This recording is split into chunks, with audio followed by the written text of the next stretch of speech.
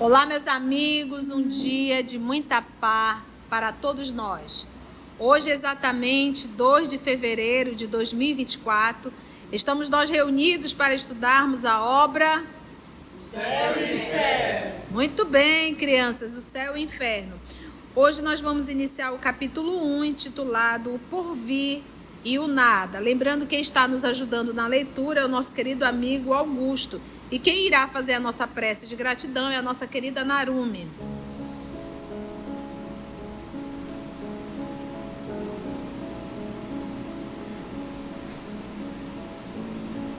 Vamos acalmar nossa mente, nosso coração, para estudar essa obra grandiosa, Céu e Inferno. Senhor da vida, amor de nossas vidas, amigo de Jesus, te agradecemos por estar aqui hoje, podendo estudar nesse clima fraternal, essa obra que nos esclarece muito sobre a vida após a morte.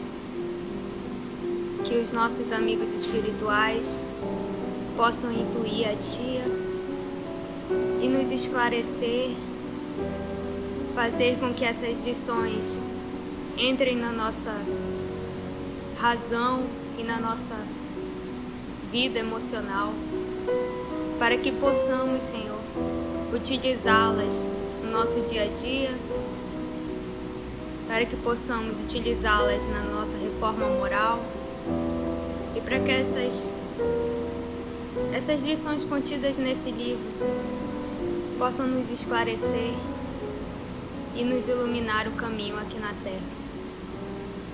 Te agradecemos hoje e sempre, Senhor, que assim seja. Obrigada, querida. Vamos então pegar aqui o porvir e o nada.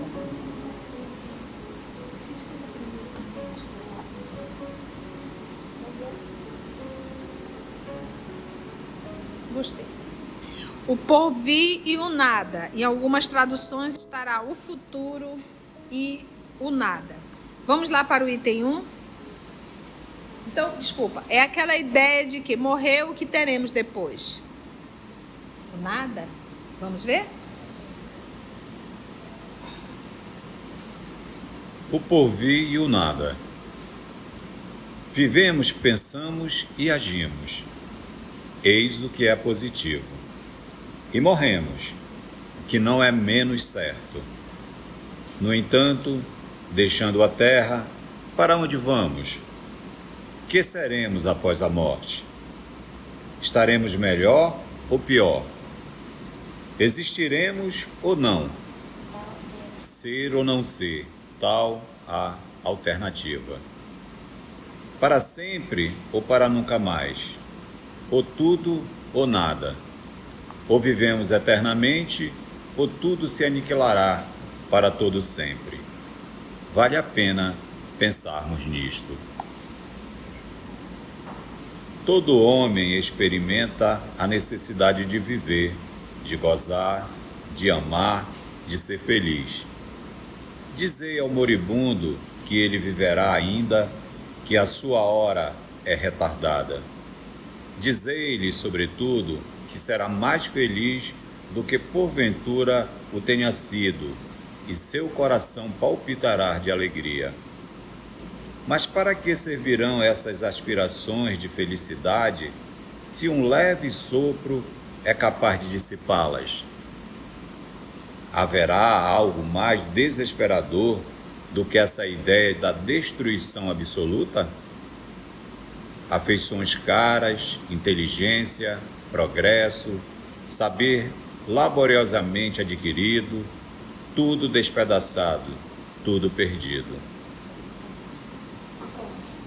Como vocês sabem do nosso início, nós falamos que nós estaremos com 2 traduções, né? Até para a gente entender, abordar de uma forma mais ampla. No livro da tradução dos nossos irmãos da FEAL, tem um parágrafo um pouquinho maior. Nossa irmã Carla irá ler.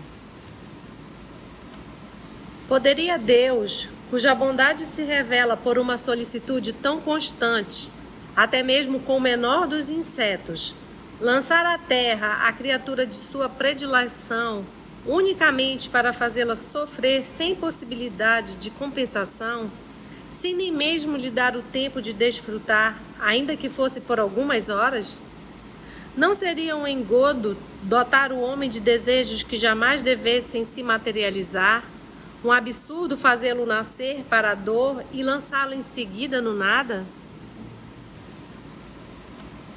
De nada nos serviria, portanto, qualquer esforço para nos tornarmos melhores, para reprimirmos as nossas paixões, para ilustrarmos os nossos espíritos, desde que nada aproveitássemos de tudo isso, considerando-se a opinião de que amanhã, talvez, isso já não nos serviria para alguma coisa. Se fosse assim, a sorte do homem seria 100 vezes pior que a do animal, porque este vive inteiramente do presente, com vistas à satisfação dos seus apetites materiais, sem aspiração para o futuro. Uma secreta intuição, porém, nos diz que isso não é possível. Então aqui o professor Denizar, ele está fazendo um convite, porque ele, como um excelente pedagogo, ele te leva a pensar, nos levando a refletir em relação à vida após a morte. Por isso, o porvir e o nada, o futuro e o nada, né? Então imagina você pensar que o seu pai morreu e que acabou e que você nunca mais vai vê-lo. Sua mãe, um filho, um irmão, um amigo querido, não é verdade? Vamos lá, item 2. Pela crença no nada, o homem concentra forçosamente todos os seus pensamentos na vida presente. Não faria sentido, é lógico, preocupar-se com o futuro do qual nada se espera. Esta preocupação exclusiva do presente leva o homem naturalmente a pensar em si, de preferência a tudo. É, pois, o mais poderoso estimulante do egoísmo, e o incrédulo é coerente consigo mesmo quando chega à seguinte conclusão: gozemos enquanto estamos aqui. Gozemos o mais possível, pois com a morte tudo se acaba. Gozemos depressa, porque não sabemos por quanto tempo estaremos vivos. É coerente também com esta outra conclusão, muito mais grave ainda para a sociedade. Gozemos apesar de tudo, gozemos de qualquer modo, cada qual por si. A felicidade neste mundo é do mais astuto. Se o respeito humano retém algumas pessoas, que freio haverá para os que nada temem?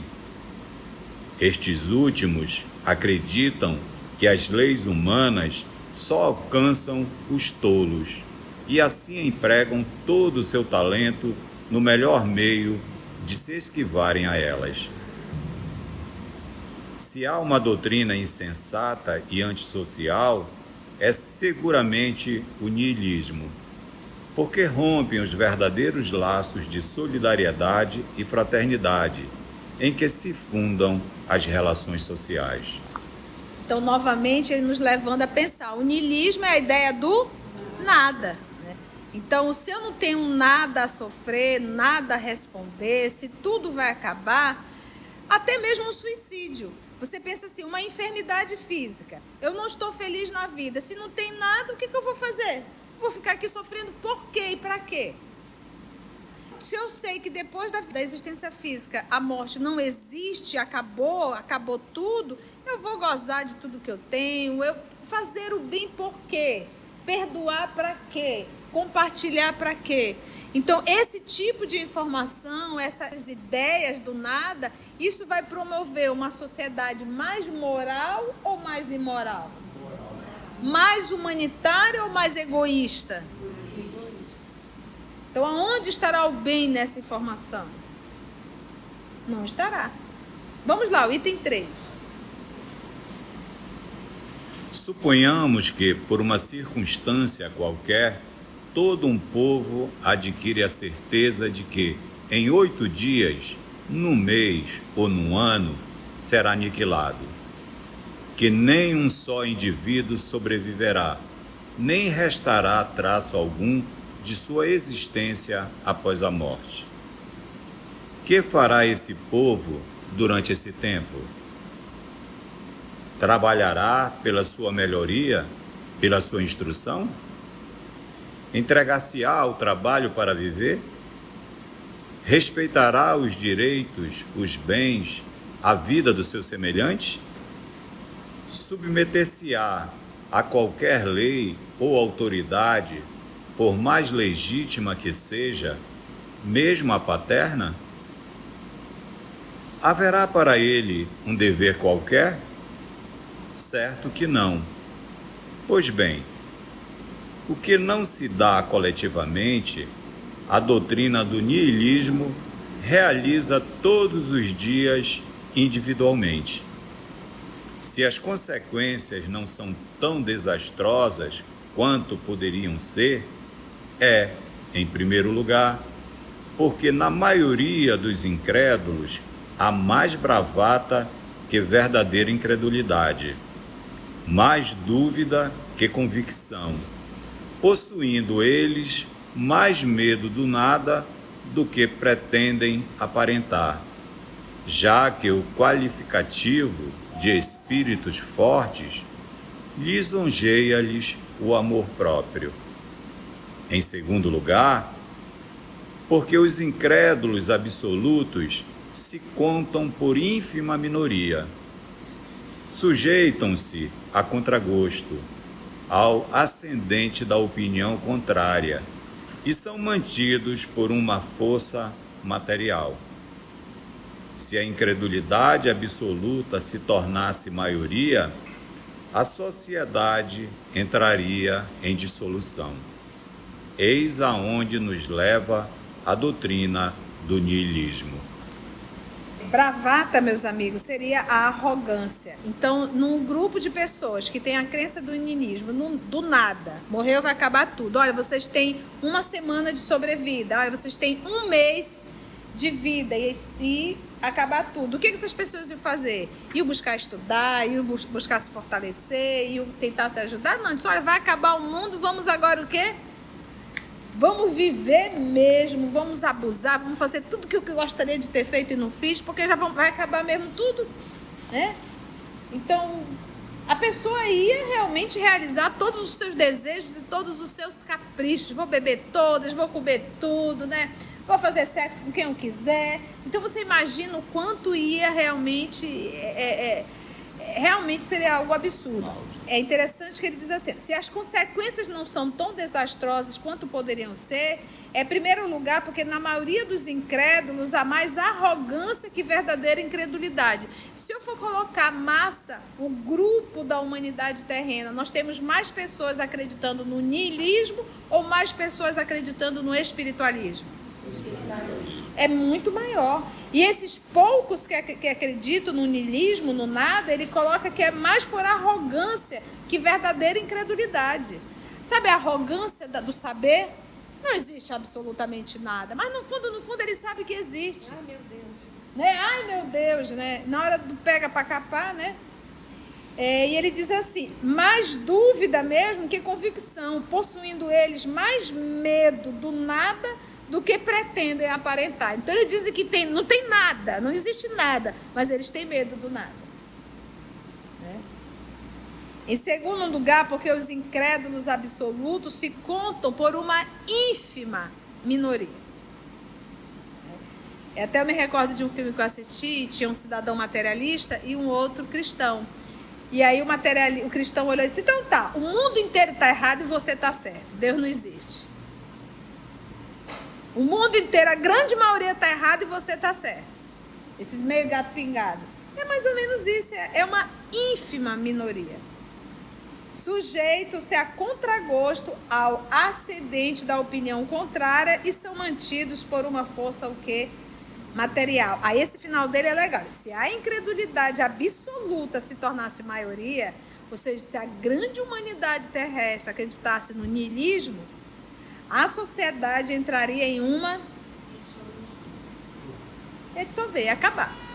O que ele fala aqui, né, que eu achei interessante, até a lei paterna, né, que ele coloca, porque essa dissolução ia ser porque ninguém ia respeitar ninguém. Ninguém ia respeitar nem os ninguém. filhos iam respeitar os pais. O Divaldo conta uma história de uma psiquiatra que o procurou e ela já chegou dizendo assim: olha, eu não acredito na vida após a morte, eu não acredito em Deus e acho inclusive que o senhor é um farsante. Aí o Divaldo diz assim: um farsante e um bobo, porque eu estou aqui lhe atendendo e não cobrei nada. Né? Começou assim, e um bobo, porque eu não estou lhe cobrando nada. Ele disse: mas me diga, por que você vê? Ela disse: meu filho cometeu um suicídio. Aí ele disse que nesse momento, quando ela falou, ele passou a ver, né, o filho dela ao lado dela, xingando a mãe. Ela é culpada, ela me matou. Porque ela era psiquiatra, ele queria ser padre.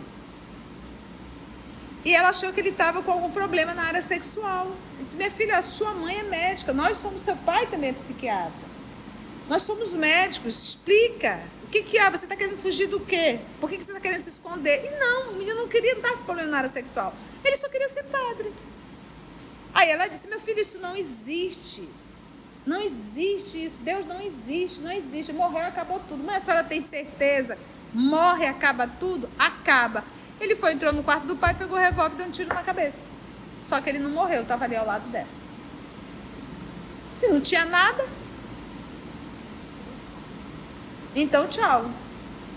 E ela estava ali agora em busca. Então, eu divulgar essa doutrina, isso não vai trazer nenhum benefício à humanidade terrena. E ela não existe.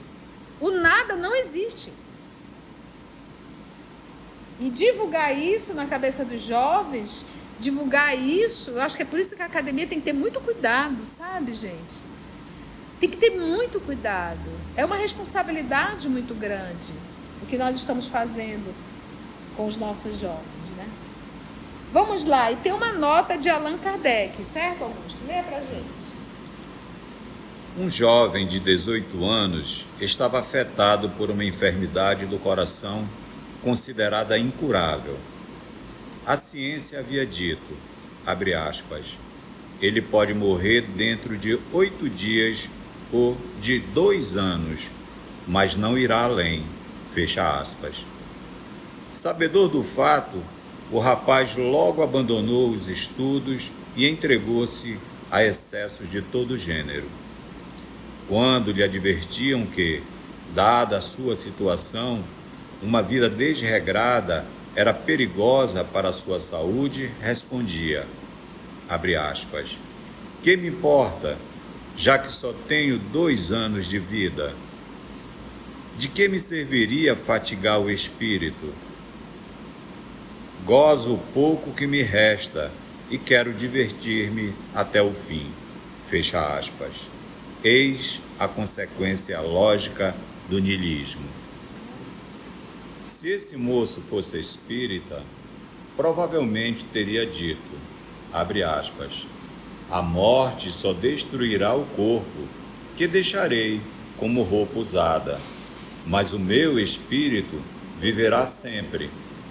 Serei na vida futura aquilo que eu próprio houver feito de mim nesta vida. Nada do que nela puder adquirir em qualidades morais e intelectuais será perdido. Ao contrário, será outro tanto de ganho para o meu adiantamento. Toda imperfeição de que me livrar será um passo a mais para a felicidade. A minha ventura ou infelicidade depende da utilidade ou inutilidade da presente existência. É, portanto, de meu interesse aproveitar o pouco de tempo que me resta e evitar tudo que possa diminuir minhas forças. Fecha aspas. Qual destas doutrinas é preferível? O niilismo diz, olha, vive o que você tem de viver, porque você vai morrer e vai acabar tudo. A espiritualidade me diz assim, olha, qual é a lição que você está tirando dessa enfermidade? Aproveite esses últimos momentos para te tornar um ser humano melhor. Vai estudar um pouco mais a moral, faça caridade, faça a sua reforma. Gente, são nortes totalmente diferentes.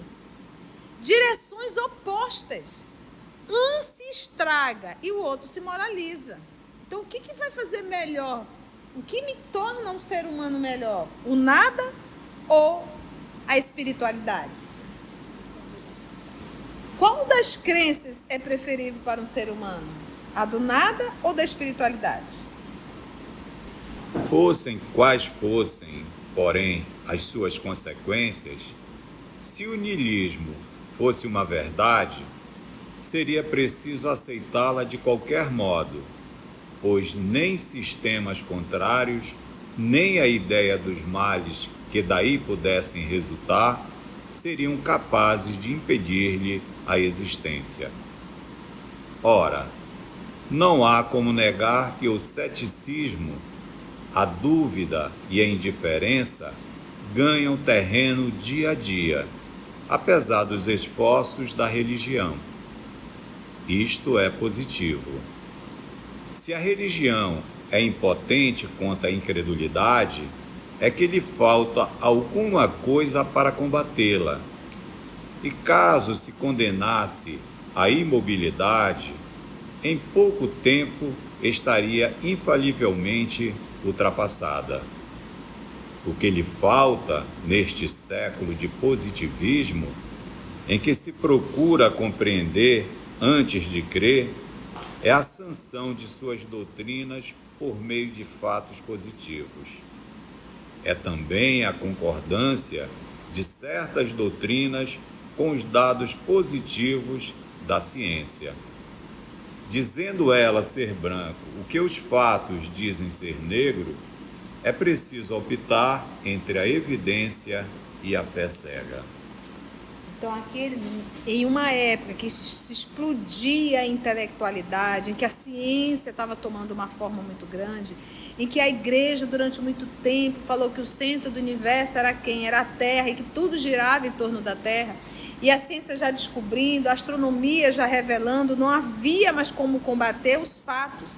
Então, é aquilo, é essa evidência e a fé cega. Aqui ele fala, a religião ela teria que estar junto com a ciência e não combatendo a ciência, que era a lógica, para uma época que estava surgindo o positivismo, que estava surgindo a lógica. Então era necessário, por isso que ele diz assim, antes de crer, olha só, o que lhe falta neste século de positivismo, em que se procura compreender antes de crer, é a sanção de suas doutrinas por meio de fatos agora o quê? Positivo. O espiritismo ele nunca veio para ir contra a ciência, mas mostrar sim, lado a lado, ponto a ponto, comprovando, indo junto. Entendeste? A ciência é um fato, não tem como negar. Como é que você vai negar algo que você está vendo? É um fato, é lógico. Então, esse é o objetivo. E naquela época, nós estamos aqui saindo de uma inquisição nesse período, em que a igreja dominou e ainda dominava, mas era assim, não pensa. É isso por quê? Porque assim, não pensa. E isso já não cabia mais para aquele século XIX. Foi bom, gente? Deu para aprender? Kardec está nos... Isso aqui é filosofia. Ele está nos levando a pensar, né? E quando a gente aprende a pensar, a gente aprende a refutar, tá bom? Obrigado ao nosso irmão Augusto pelo trabalho. Antes de orarmos em agradecimento, vamos ouvir algumas considerações da tia que destacamos neste estudo para a reflexão dos ensinamentos.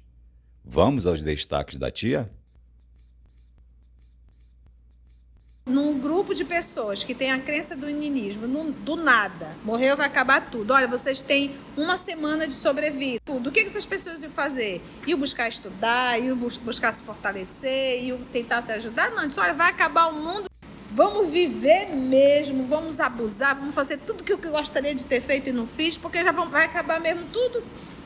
A pessoa ia realmente realizar todos os seus desejos e todos os seus caprichos. realmente seria algo absurdo. E esses poucos que acreditam no niilismo, no nada, ele coloca que é mais por arrogância que verdadeira incredulidade. Sabe a arrogância do saber? Não existe absolutamente nada, mas no fundo ele sabe que existe. Eu divulgar essa doutrina, isso não vai trazer nenhum benefício à humanidade terrena. E ela não existe. O nada não existe. O niilismo diz, olha, vive o que você tem de viver, porque você vai morrer e vai acabar tudo. A espiritualidade me diz assim, olha, qual é a lição que você está tirando dessa enfermidade? Aproveite esses últimos momentos para te tornar um ser humano melhor. Vai estudar um pouco mais a moral, faça caridade, faça a sua reforma. Gente, são nortes totalmente diferentes. Direções opostas. Um se estraga e o outro se moraliza. Então, o que vai fazer melhor? O que me torna um ser humano melhor? O nada ou a espiritualidade? Qual das crenças é preferível para um ser humano? A do nada ou da espiritualidade? O espiritismo, ele nunca veio para ir contra a ciência, mas mostrar, sim, lado a lado, ponto a ponto, comprovando, indo junto.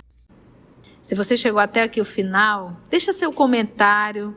É muito importante a gente poder ler o teu comentário. Não esqueça de curtir para que possa divulgar a página. Dá o seu like, né? E, se possível, faça a sua inscrição no nosso canal e toca o sininho. Porque quando você toca o sininho, o YouTube avisa para você quando o EOS publicar um novo estudo. Então, receba um grande abraço da família EOS Manaus. Assim, concluindo o nosso estudo de hoje e agradecendo o nosso Mestre Jesus por mais este momento de aprendizado, vamos orar? E assim agradecemos a Deus, nosso Pai, agradecemos ao nosso Mestre por excelência, o nosso Senhor Jesus, e aos nossos amigos espirituais que aqui estão, que também são responsáveis e que conduzem esse trabalho. Muito obrigada, Senhor. Graça te damos, que assim seja.